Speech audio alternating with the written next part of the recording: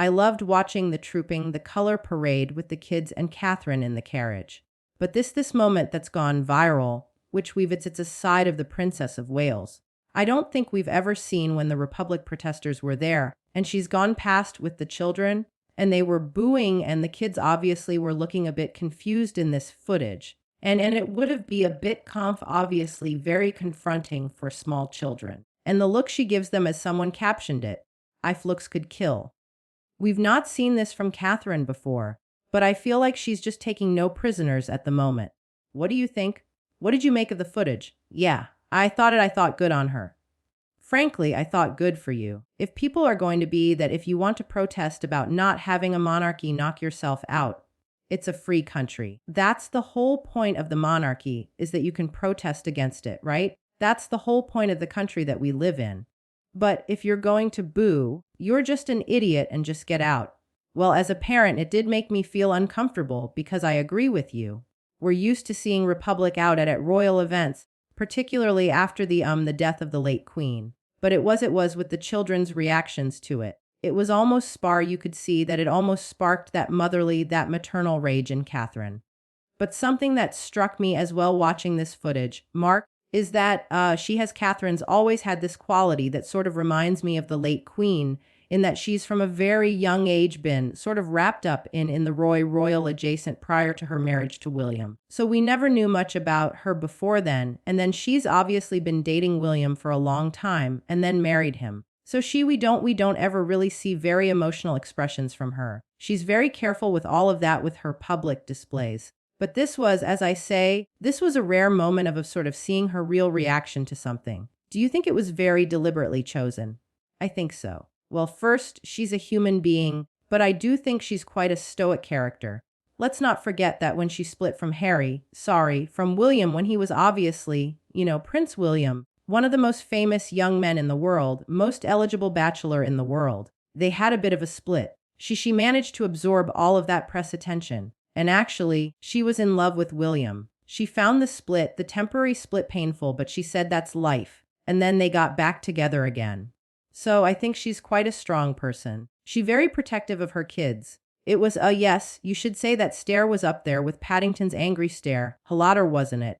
Very protective. And I think it's interesting is going back to our earlier story. I think if it's going to be a face-off between Meghan and Catherine, because we talked about the rivalry between William and Harry, well, forget about that because the main event is Catherine and Meghan.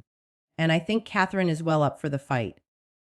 Do you think that we've underestimated Catherine in the past? I think people did underestimate her. I don't think they do anymore. I think that people, especially after what she came through with the cancer diagnosis and the kind of grace with which she dealt with that, and which she dealt with all that speculation that happened at the time.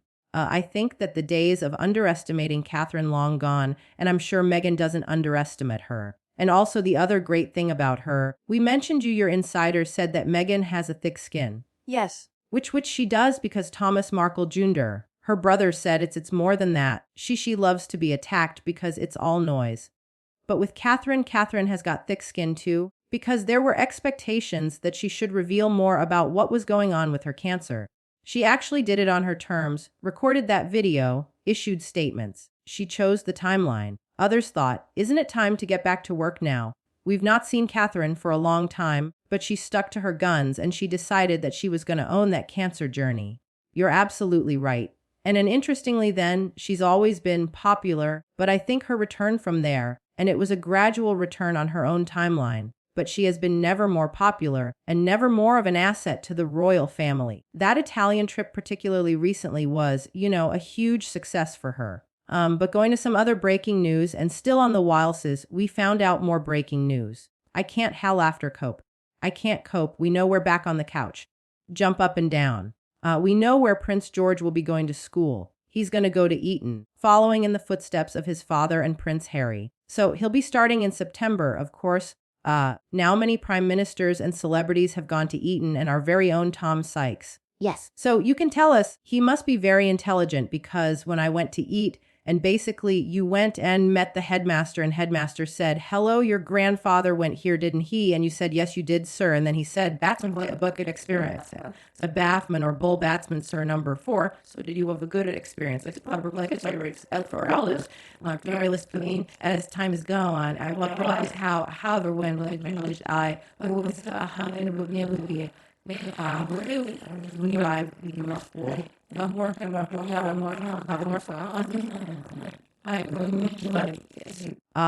George will love it. It's really hard to get into now. It's a really academic school, so he must be really clever. And I'm told that no courser is given for any celebrity or any member of the royal family, or because it just wouldn't be fair on them.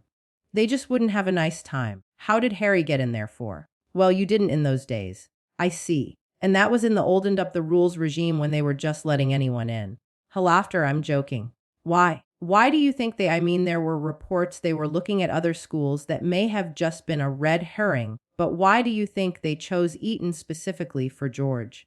Well, the slightly odd thing about Eton is that whilst it's obviously incredibly rarefied environment, it is actually located within a town. So there are things like shops, for example, around the place that you can go to.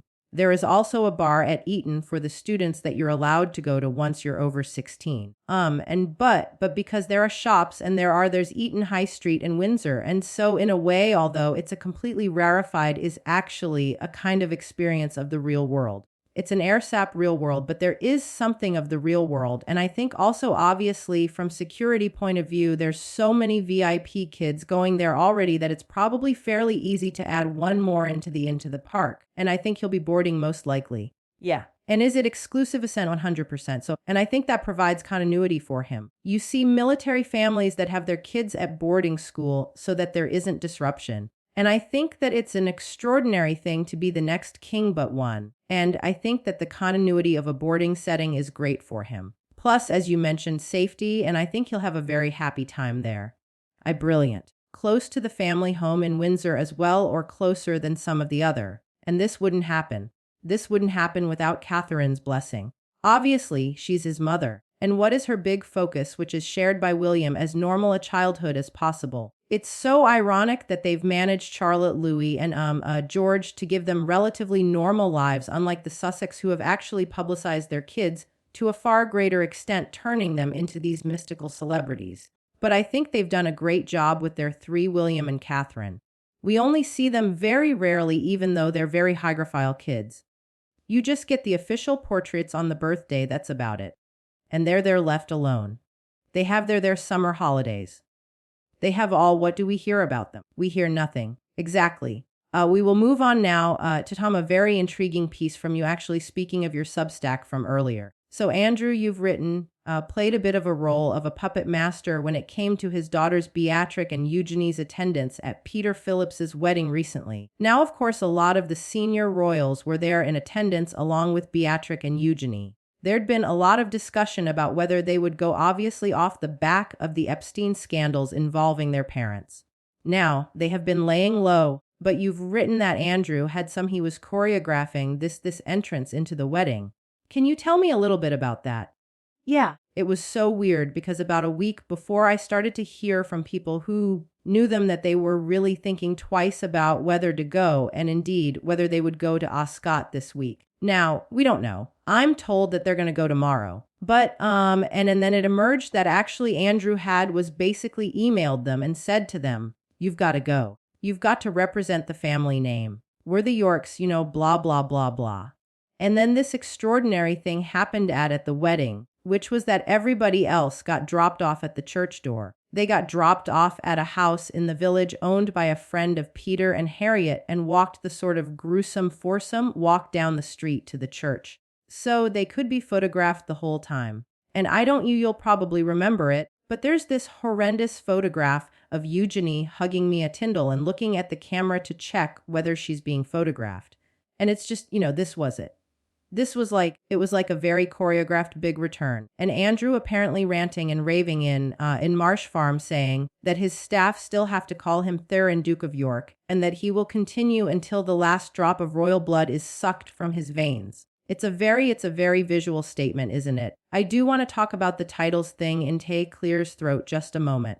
But before we get on to that, what I find fascinating about this is there's a lot of conflicting reports about the state of the relationship between the princesses and their parents, but particularly Andrew. It was very widely reported last year that Eugenie in particular was not speaking to her father. So, this sort of flips that on its head because if they're taking advice to this level from him, it would indicate that they have a closer relationship still to this day than what we'd previously been told. Is that your understanding? Well, I think to be fair, I think the relationship is much closer with Beatrice. And we saw Beatrice, of course, going down and taking the kid on the pony ride, before the full defenestration happened. Eugenie lives in Portugal. She's done a lot more prior to this to separate herself from the family. Eugenie, I get these sense, is much more wants to project herself as like, pregnant Earth mother, blah, blah, blah, blah, blah. That's much more her vibe. But Beatrix, people, everybody's seeing her out and about best foot forward, boom, we're back. Ham music. So it's the hot princess summer.